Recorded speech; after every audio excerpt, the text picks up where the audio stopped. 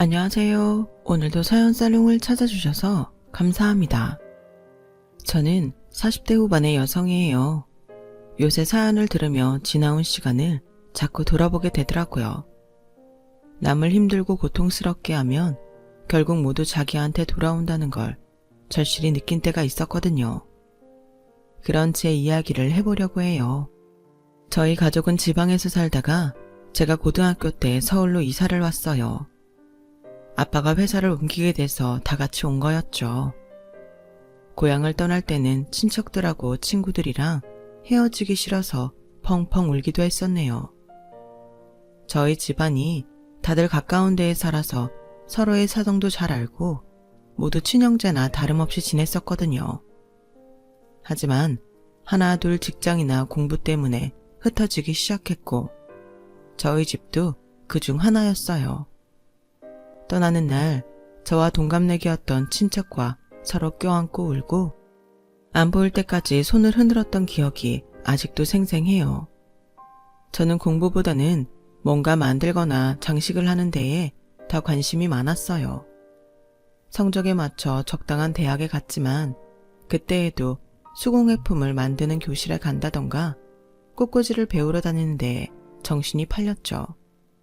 결국 저는 플로리스트 자격증을 따서 규모가 꽤 있는 꽃집 체인점에 취업을 하게 됐어요. 그래, 뭐든 네가 하고 싶은 거 하면서 밥 굶지 않으면 그게 최고긴 하지. 기왕 취직한 거 잘해서 네 가게까지 차릴 수 있게 해봐.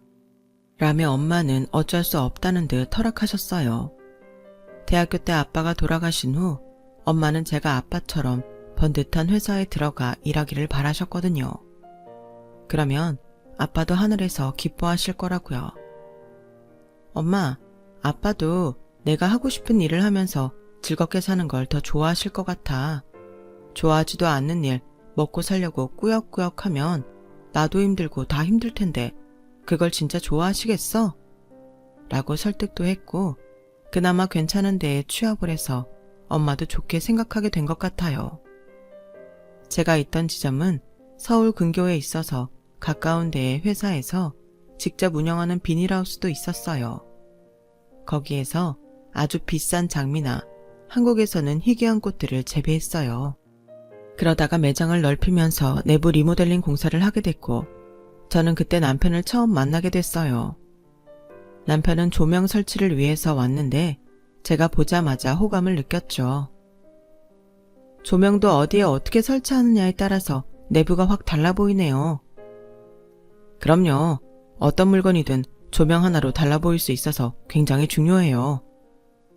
저도 좀 가르쳐주세요. 일에는 절대 방해 안 할게요. 다 끝나시고 제가 차 대접하면서 배워도 되죠? 라며 적극적으로 다가섰고 그걸 계기로 저희는 자연스럽게 사귀는 단계까지 발전하게 됐어요. 저희는 3년 정도 연애를 하고 결혼을 하게 됐고 지금까지도 부부의 연을 맺고 살고 있어요. 하지만 오늘에 이르기까지 어려운 시간들이 많았어요. 남편은 조명 설치 일을 했지만 하청을 받아서 하는 곳의 팀장이었는데 이름이 팀장이지 공사가 있을 때마다 사람을 모아서 작업을 해야 하는 작은 회사에 있었어요. 남편도 그곳에 계약직으로 있었기 때문에 수입도 많지 않았고요. 저 역시 사회생활을 시작하고 몇 년 되지 않았기 때문에 모아놓은 돈이 얼마 되지 않아서 혼수나 집 문제가 이래저래 걸리더라고요. 원래 둘이 혼수는 기본만 하고 신혼집 얻을 돈을 반반씩 내기로 했어요. 욕심을 부려서 아파트를 얻을 생각은 전혀 없었고 저희 형편에 맞는 집이면 어디든 괜찮았어요. 재영씨, 우리 그냥 작은 오피스텔 같은 데서 시작하자. 난 사실 옥탑방이나 지하는 자신 없지만 그런 데만 아니면 그냥 원룸만 있어도 괜찮아. 그래도 신혼집인데 어떻게 원룸에서 시작을 해. 돈은 내가 마련할 테니까 너무 걱정하지 말고 성이 네가 마음에 드는데 찾아보고 있어. 아니야 재영씨, 나는 무리해서 아파트 같은 데는 가고 싶지 않아. 방 한 칸이어도 마음 편한 게 최고야. 너무 무리하지 말자. 장모님께서 괜찮다고 하실까? 그래도 하나뿐인 딸 신혼집인데. 우리 엄마 그런 걸로 뭐라고 하실 분 아니야. 당연히 형편에 맞춰서 해야지. 엄마도 그러라고 하실 거야. 내가 미안하다. 성희 너도 다른 여자들처럼 예쁘고 큰 집에서 신혼살림 차리고 싶을 텐데. 난 전혀 신경 안 쓰니까 그런 생각하지 마. 결국 저와 남편은 제 뜻대로 작은 욕실과 부엌이 딸린 오피스텔을 계약하게 됐어요. 남편은 자기가 더 능력이 있었으면 좋았을 거라며 저와 친정엄마한테 미안해했지만 정말 저는 아무렇지도 않았어요. 자기 능력 안에서 최대한 누리며 사는 게 가장 큰 행복이라는 말을 어릴 때부터 줄곧 듣고 자랐기 때문에 상황에 맞게 시작하고 조금씩 집을 늘려가는 게 더 좋다고 생각했죠. 그렇게 저희 두 사람은 신혼집 계약을 하고 양가 부모님께 찾아가 말씀을 드렸어요. 남편의 걱정과는 달리 친정엄마도 시어머니도 반대하지 않았어요. 니들 둘이 살면서 편하면 됐지 왜 내 눈치를 봐. 이건 당사자들이 결정하는 게 맞는 거니까 마음 쓸 거 하나 없어. 라며 엄마는 오히려 저와 남편한테 잘했다며 다독여 주셨어요. 시어머니는 제가 당황할 정도로 저한테 미안해했고요. 얘, 너 정말 원룸 오피스텔에서 신혼 시작해도 괜찮아? 좀 무리해서 조그마한 아파트라도 들어가면 더 좋지 않겠어? 저 진짜 괜찮아요. 제가 오피스텔도 좋다고 먼저 말했어요. 너무 걱정하지 마세요. 저희가 살면서 벌어서 늘리면 되니까요. 미안하다. 우리도 사정이 안 좋아서 보태주지도 못하고 가시지 보는 너한테 불편을 끼치는구나. 내가 재영이 좀만 더 신경 써서 교육을 시켰으면 더 나았을지도 모르는데. 아무튼 네 뜻이 아무리 그래도 아파트 작은 거라도 알아보는 게 어떻겠니? 살다 보면 짐도 금방 늘어날 거야. 그럼 물건 둘 데도 없어서 또 집 알아봐야 된다. 처음에 좀 무리가 돼도 아파트 알아보면 좋겠다. 라며 계속 미안하다는 말씀을 하시는데 저도 어른이 저렇게까지 이야기하는데 딱 자르기가 좀 그렇더라고요. 남편도 시어머니와 이야기를 한 다음에는 계속 불편해 보였어요. 성희야, 우리 부동산 몇 군데만 가볼까? 솔직히 나 어머니한테는 좀 불편하게 하고 싶지 않은 마음이 있거든. 네가 좋다고 하니 오피스텔 계약했지만 아직 날짜가 많으니 위약금 좀 물면 될 테고 좀 알아보기라도 하자. 재영씨 마음이 정 그러면 어쩔 수 없지. 그래, 우리 한번 알아보기는 하자. 저희는 부동산을 찾아가게 되었고 신혼집으로 적당한 데를 살펴봤어요. 그리고 난 후 남편과 집 문제를 다시 의논을 하게 되었어요. 나는 예정대로 오피스텔에 갔으면 좋겠어. 근데 재영씨도 그렇고 어머니도 너무 신경을 쓰는 것 같으니까 내가 오히려 미안해지네. 그래서 말인데 내가 대출을 좀 받을 수 있으니까 작긴 해도 14평짜리 아파트는 할 수 있을 것 같아. 엊그제 봤던 그 아파트 말하는 거지? 실은 나도 거기라면 어떻게 할 수 있지 않을까 생각했어. 그럼 우리 거기로 정하자. 라며 남편도 좋아하더라고요. 결국 저희는 각자 대출을 받아서 14평짜리 아파트를 사기로 했어요. 아우 잘했다. 내가 도와주지는 못했지만 그래도 니들이 아파트로 들어간다니까 난 보기도 떳떳하고 마음이 좀 놓인다. 잘 생각했어. 진작에 그랬어야지. 라며 시어머니는 자기가 집을 산 것처럼 좋아했어요. 어른들 입장에서는 남의 눈도 무시할 수 없으니 그런가 보다 했고 그래도 좋아하는 모습을 보니 집을 사기를 잘했다는 마음이 들었어요. 그렇게 저희는 결혼을 하고 신혼생활을 하게 되었고 둘이 워낙 죽이 잘 맞아서 매일이 즐거웠어요.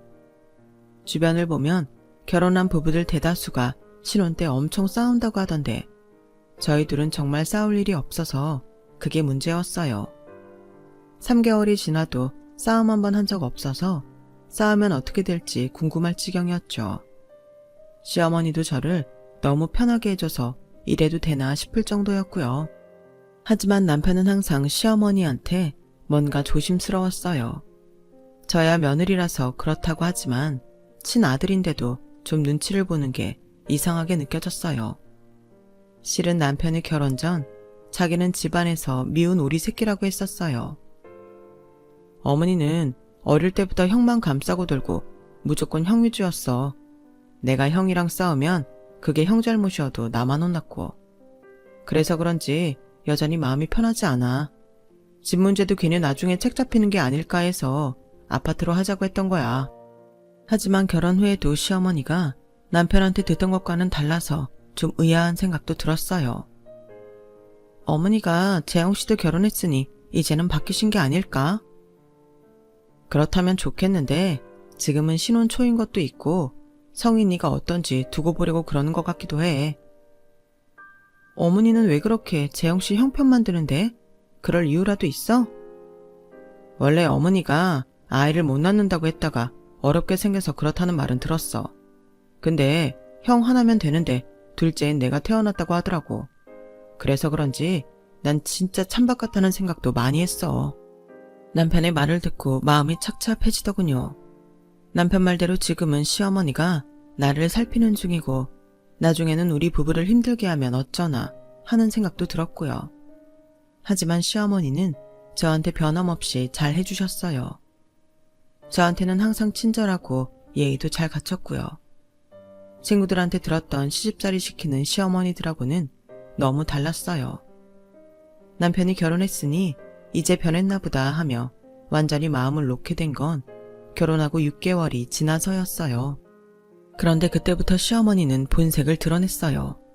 이전까지는 점잖하게 굴던 아주버님도 저한테 남편한테 함부로 굴었고요. 어떻게 제가 마음을 놓자마자 기다렸다는 듯 그러는지 희한하더군요. 그제야 저는 남편이 왜 그렇게 긴장을 하며 살았는지 이해가 됐어요. 어느 날 시어머니는 제가 일하는 꽃집에 와서 꽃다발을 주문했어요. 가장 큰 사이즈로 비싼 꽃을 많이 넣은 꽃다발이었는데 사실 그런 건 미리 예약을 해야 되는 거였거든요. 그런데 무작정 와서 해내라고 강요하듯 말을 하니 당황스러웠어요. 여기에 있는 건 전부 예약이 된 꽃들이라 제가 지금 바로 뒤 농장에 꽃이 있는지 알아보고 올게요. 라며 일단 앉을 자리를 준비해서 시어머니를 안내했어요. 뭐 이 정도 규모가 되는 걸 갖고 그렇게 유세를 떨었니? 손님도 없는데 저 꽃으로 그냥 하면 되지. 뭘 그리 유난을 떨어? 내가 그냥 손님이니? 여기 직원 시어머니인데 대접이 이것밖에 안 돼. 이렇게 할 거면 사업 접는 게 낫지. 저희는 미리 주문받는 게 더 많아서 그래요. 그리고 연예인이나 특별한 행사에 가는 것들이 많아서 티는 안 나지만 잘 되고 있어요. 일단 좀 앉아서 기다려주세요. 라며 어떻게든 시어머니 입을 막으려고 하는데 근데 여기 말고 서울 강남에 있는 꽃집은 니네 친척 건물이라며 왜 거기로 안 가고 여기에 있어? 어머니, 제가 여기 들어온 건 그 건물하고 전혀 상관없어요. 제가 제 힘으로 이력서 내고 면접 봐서 들어왔고요. 강남에 있는 건물이 친척분 거라는 것도 저는 나중에 알았어요. 근데 어머니 그거 어떻게 하셨어요? 저는 남편한테도 말 안 한 걸 시어머니가 알고 있는 것에 너무 놀랐어요. 얘, 너는 왜 그런 인맥을 사용할 생각을 안 하니? 여기 지점장도 모르는 것 같은데. 그런 건 네가 적극적으로 말해야 되는 거야. 그래서 기회 봐서 네가 강남 꽃집에 지점장으로 가겠다고 해. 어떻게 된 애가 그렇게 주변머리가 없니? 라는 시어머니 말에 너무 당황스럽고 얼굴이 화끈거렸어요. 얼마 전까지만 해도 제 앞에서 예의도 차리고 말도 조심스럽게 하던 분이 이렇게 180도 변하니까 어찌할 바를 모르겠더라고요. 그리고 그날 황당한 일이 또 있었어요. 시어머니 꽃다발을 만드느라 꽃을 가져오고 다들 시간 맞춰서 꽃바구니며 꽃다발을 세팅해 놓느라 정신이 없는 사이에 시어머니가 제일 비싼 화분 하나를 그냥 가져간 거였어요. 저도 매장 사람들도 마감할 때에야 그걸 알게 됐고요. 몇 번이고 화분을 다시 체크해봐도 하나가 없었는데 그제야 알바를 하던 학생이 조심스럽게 입을 연 거였어요. 실은 아까 선생님 시어머니가 들고 가셨는데 너무 당당하게 갖고 가셔서 김 선생님이 드린 건 줄 알았어요.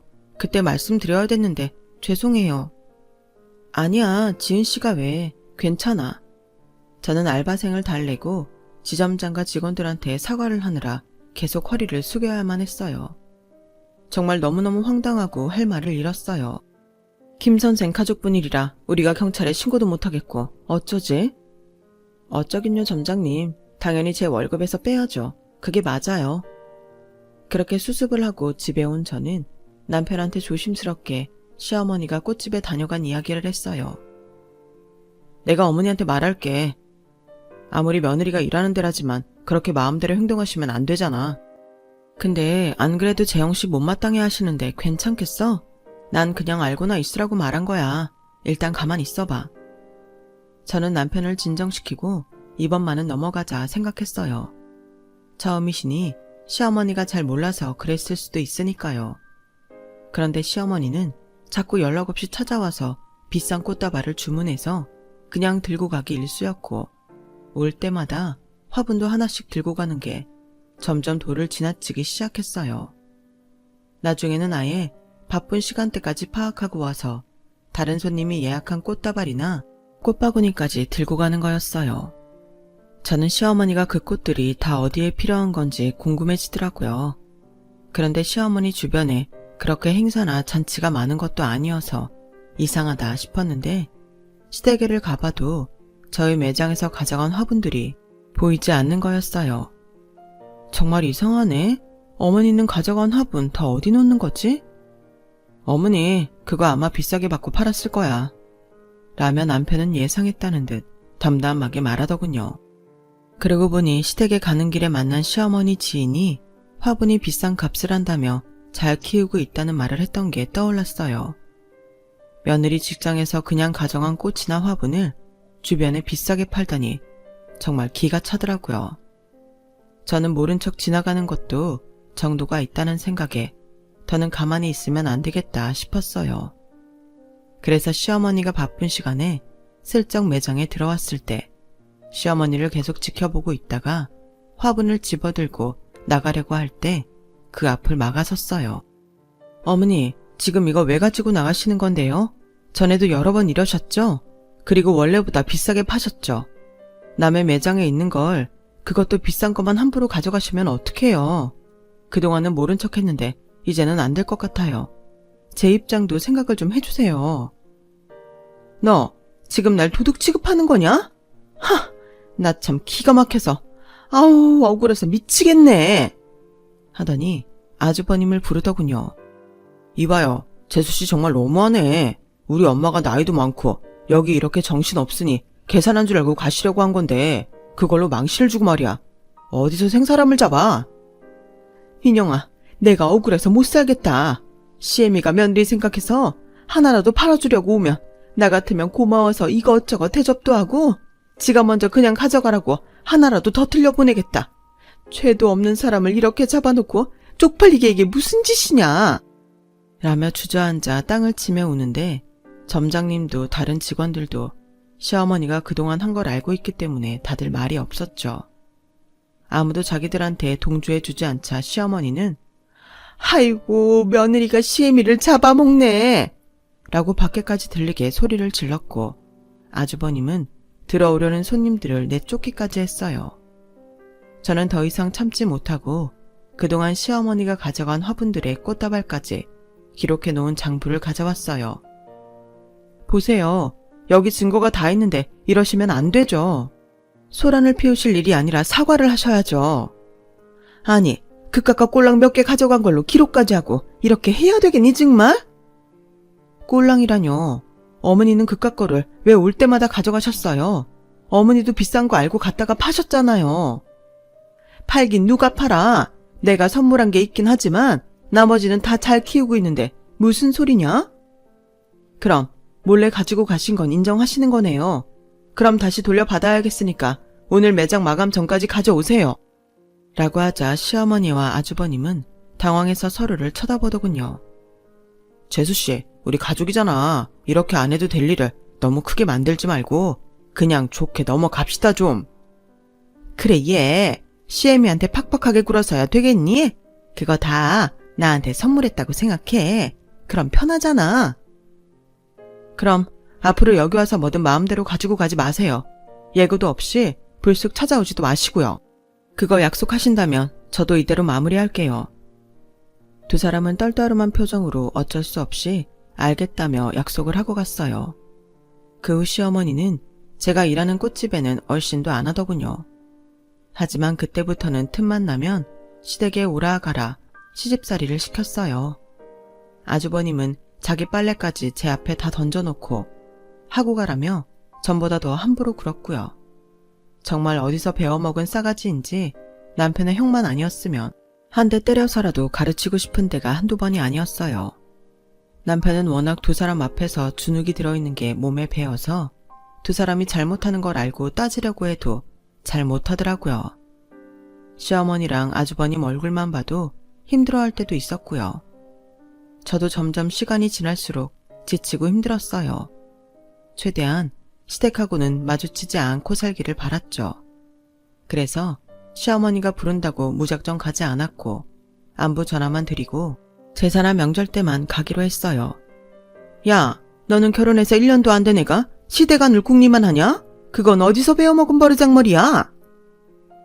어머니가 그렇게 생각하시는 건 어쩔 수 없는데 저랑 남편도 저희 생활이 있잖아요.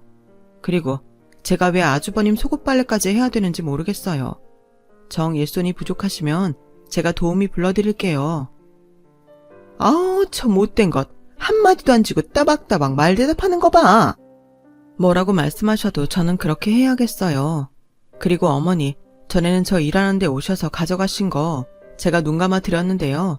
만약 앞으로 또 그러시면 그때는 저도 회사 방침대로 경찰을 부를 수밖에 없어요. 알고 계셔야 될 것 같아서 말씀드려요. 자꾸 저하고 그 사람한테 말도 안 되는 요구하시면 전에 마음대로 가져가신 화분값하고 꽃값 다 받아야겠어요. 라고 하자 시어머니는 그제야 입을 다물었어요. 뒤늦게 그 이야기를 들은 아주버님은 전화로 저한테 집안 말아먹을 여자가 들어왔다고 할 말 못할 말을 다 퍼부었죠. 그래도 제가 꿈쩍도 안 하자 어쩔 수 없이 포기하더군요. 저와 남편은 저희만의 일상을 갖게 되었고 시댁과는 상관없이 기본적인 예의만 하며 지냈어요. 제사 때나 명절 때 저희가 찾아가면 아주 냉랭하게 대하고 쳐다보지 않을 때도 많았지만 그러든지 말든지 저희 할 도리만 하고 집에 왔죠. 그렇게 1년 반 정도 시간이 지났을 때였어요. 어느 날 시어머니가 저한테 전화를 했어요. 할 말이 있으니까 시댁에 오라고 하더군요. 네가 우리 집에 오기 싫어하는 거 알아. 나도 너 보기 싫어. 그래도 아주 중요한 일이라서 너한테 말을 하려는 거니까 꼭 들러라. 안 오면 후회할 거다. 어쩔 수 없이 시댁에 갔죠. 그랬더니 시어머니가 말도 안 되는 소리를 하는 거였어요. 우리 급하게 써야 할 돈이 생겼으니까 너희 신혼집 팔아라. 네? 저희 집을 왜요? 돈이 필요하시면 빌려달라고 하시던지 다른 데 알아보셔야죠. 니네가 그 큰 돈이 어딨어? 나도 체면이 있는데 그런 돈을 어디서 빌려달라고 하니? 니네 집을 팔아야지. 아니요. 이유도 모르고 저희 집을 어떻게 팔아요? 재영이 형이 한의사를 만나서 결혼하게 되는데 그럼 우리가 대충 해야겠니? 너처럼 볼 것 없는 사람이 아니잖아. 결혼 자금으로 잘 쓸 테니까 얼른 집 팔아라. 안 돼요, 어머니. 저희 그 집 사려고 대출까지 받았어요. 하여간 쪼잔한 건 재영이나 너나 부부가 아주 부창부수다.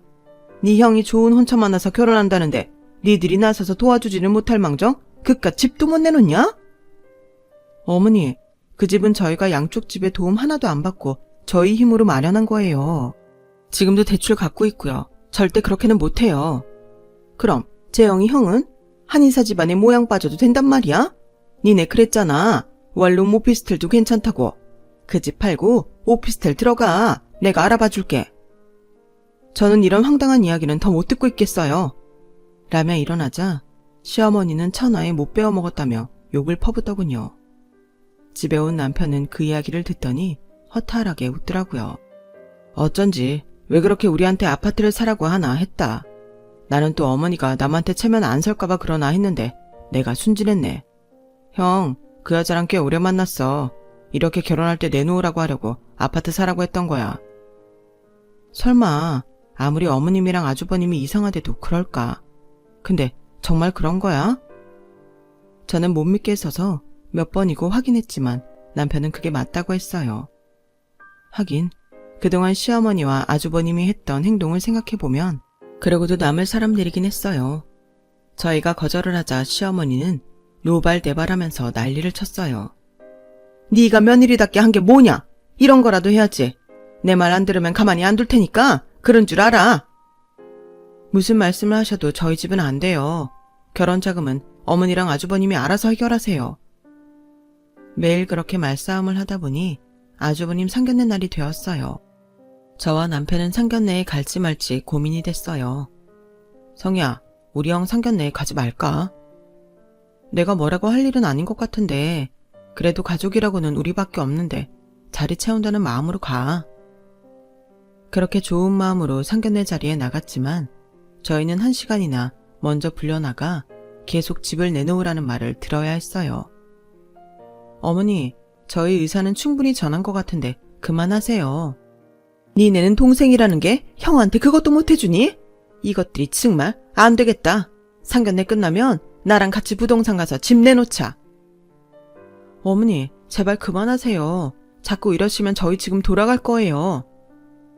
재수씨는 볼 때마다 싸가지가 더 없어지네요. 가족끼리 집 좀 팔아서 도와주는 게 뭐 그렇게 어려워요. 솔직히 재영이 제 결혼하고 이상해졌어. 저렇게 엄마랑 내 말 거역하는 애가 아니었다고. 그리고 상견례 참석하는 걸 갖고 협박을 해? 진짜 안 되겠네. 무슨 말씀을 하셔도 저희는 집 못 팔아요. 그 집은 저희 힘으로 샀고 지금까지 대출 갚고 있는 전적으로 모든 권리가 우리한테 있는 집이에요. 그러니까 결혼 자금은 다른 데에서 구하세요. 저희는 한 번 더 단호하게 거절했어요. 두 사람은 저와 남편한테 후레자식이다, 패륜이다 난리를 치는데 마침 엄마한테서 전화가 와서 밖으로 나왔어요. 너 혹시 지금 땡땡 한정식에 있니? 엄마가 그걸 어떻게 알았어? 어떻게 알긴. 너 어릴 때 영호 삼촌 기억해? 그럼 기억하지.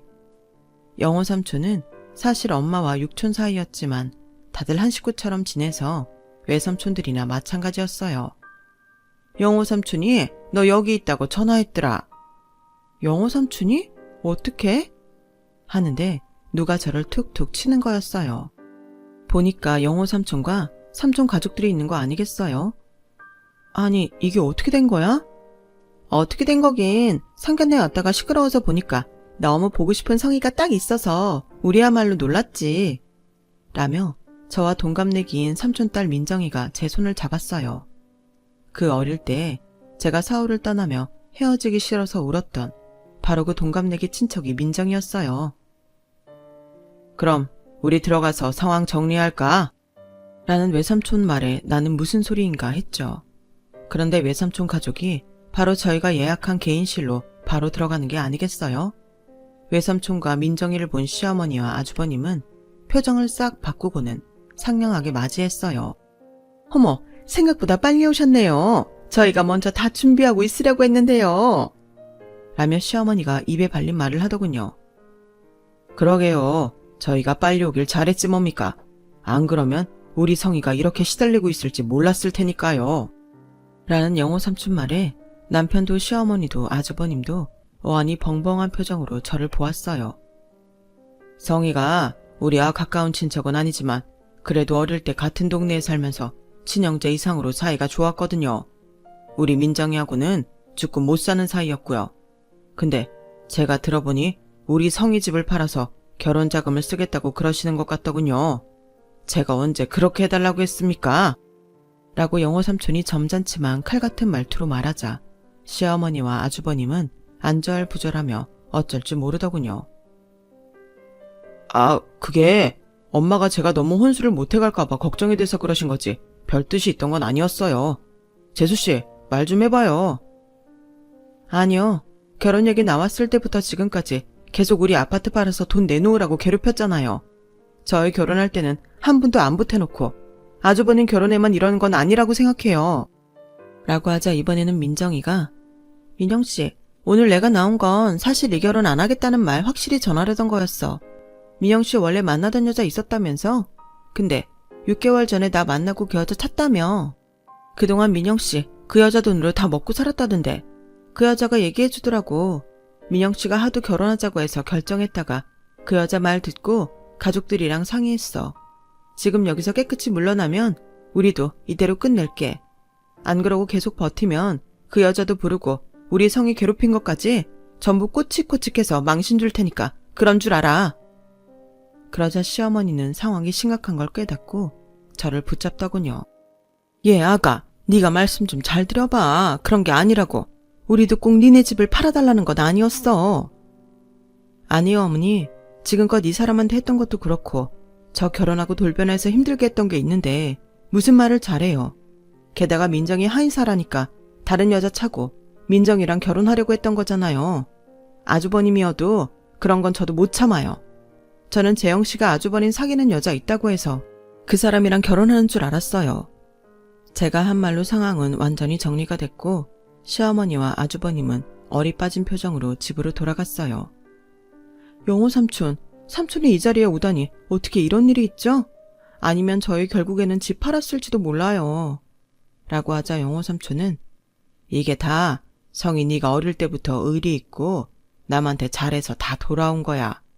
네가 중학생 때 성이 다리 다친 거 고치라고 미술대회 상금으로 받은 20만 원 다 털어서 우리 갖다 줬잖아. 그래, 우리는 그거 절대 잊지 못해. 이렇게 성이 너랑 만난 거 앞으로 너한테 갖고 살라는 하늘의 뜻인 것 같아. 라며 민정이도 저를 얼싸안고 좋아했어요. 저는 엄마에게 전화를 했고 아주버님의 상견례 자리는 저희 가족과 영호 삼촌의 재회의 자리로 바뀌었어요. 영호 삼촌과 많은 이야기를 나눈 남편은 눈빛부터 달라졌어요. 뭔가 자신감이 생긴 것 같더라고요. 이렇게 멋진 어르신과 이야기를 할 수 있어서 영광입니다. 자네가 그동안 힘들게 살았으니 앞으로 좋은 일만 있을 거야. 라며 영호 삼촌은 남편을 격려했고 남편은 마치 아버지가 생긴 것 같다며 밤새 잠도 못 자고 좋아했어요. 그리고 며칠 후 영호 삼촌과 민정이가 저희 부부를 불렀어요. 평범한 식사 자리인 줄 알고 나갔던 저희는 뜻밖의 이야기를 듣게 됐어요. 민정이랑 이야기를 해봤는데 말이야. 우리가 니네 집 대출금을 다 갚아주기로 했다. 아니에요. 괜찮습니다. 저희 힘으로 할 수 있어요. 마음만 감사하게 받겠습니다.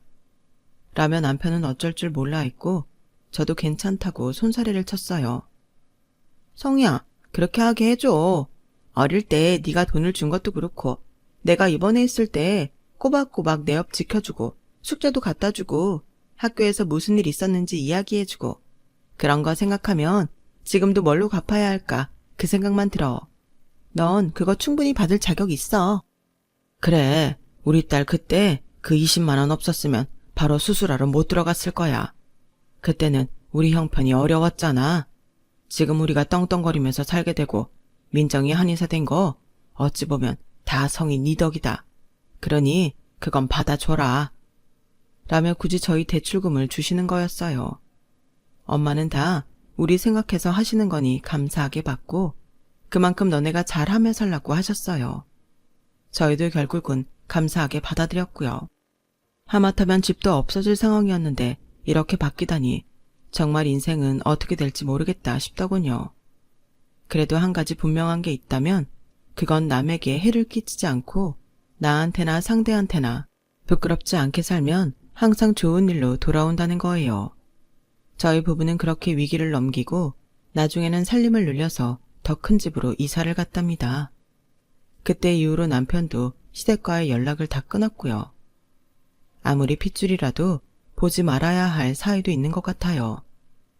남편은 지금 어엿한 한 회사의 부장님이 되었고 저는 농장을 운영하며 딸 둘과 함께 행복하게 살고 있어요.